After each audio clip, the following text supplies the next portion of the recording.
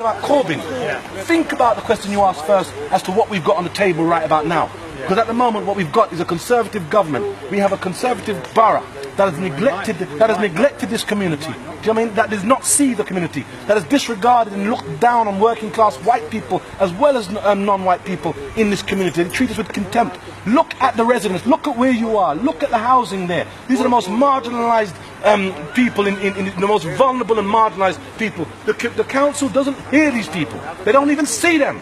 That's why they went and spent 10 million on the facade of a building rather than putting sprinklers and fire alarms. Because they're much more concerned about the aesthetics of an exterior of a building as to how rich residents in this borough sees that as an eyesore and how they can pad that up and ignore the rights of the people inside. That is the reality. So when you talk about, is this Corbyn, this isn't political. Do you know what I'm saying? This isn't a political issue, it's about people's lives. Look at the burnt out building, it's a monument. Do you know what I mean? It stands as a permanent exhibition until it's demolished. Do you know what I mean? People wake up in the morning, they've got to see that. And every time they see that, they see how marginalised, disenfranchised and divided they would like this community to be. But when they woke up in the morning, what you saw was not just black, white, Muslim, Christian. You saw rich and poor. Because there have been rich people in this community living cheek by jowl with poor black people for generations.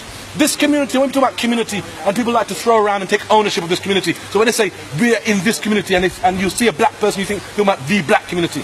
Community is made up of layers of people. You have the black community is made up of the African and Caribbean community, of which we have symbolic things like the carnival. You have the white working class community, which is symbolic by the market. You have the Moroccan community. You have the Somalian community. You have the Portuguese and Spanish community, which is symbolized by the delicatessens and the little coffee shops that they have on the bellow. And that, when it comes together, interfaces and becomes what we construct as a community. Even rich white people like David Wainwright, who's been around here for generations. That is the core and the heart of what we call this community. Everyone else who comes in and buys in because they've seen the movie or they think it's a trendy area because the media says, look how wealthy it is. And these people come in and they sit down in the Bugattis and the Ferraris and the Porsches and they make no effort to integrate. This isn't a race thing. This isn't black or white. Do you know what I'm saying? It's a class thing. The borough with Victoria Borwick,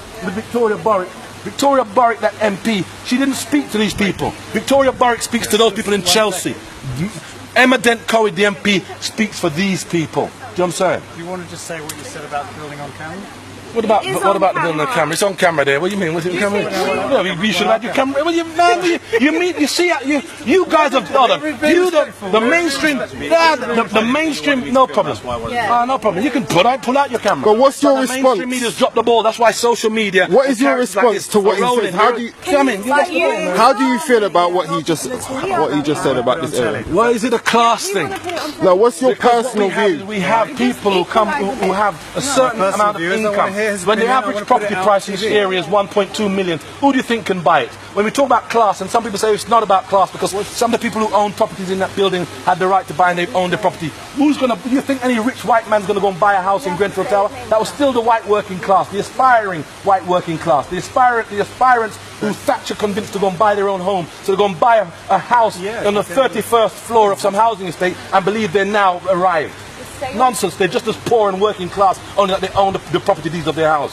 Say your name first and spell it, so they've got your name. My name's Ishmael Blagrove, Blagrove.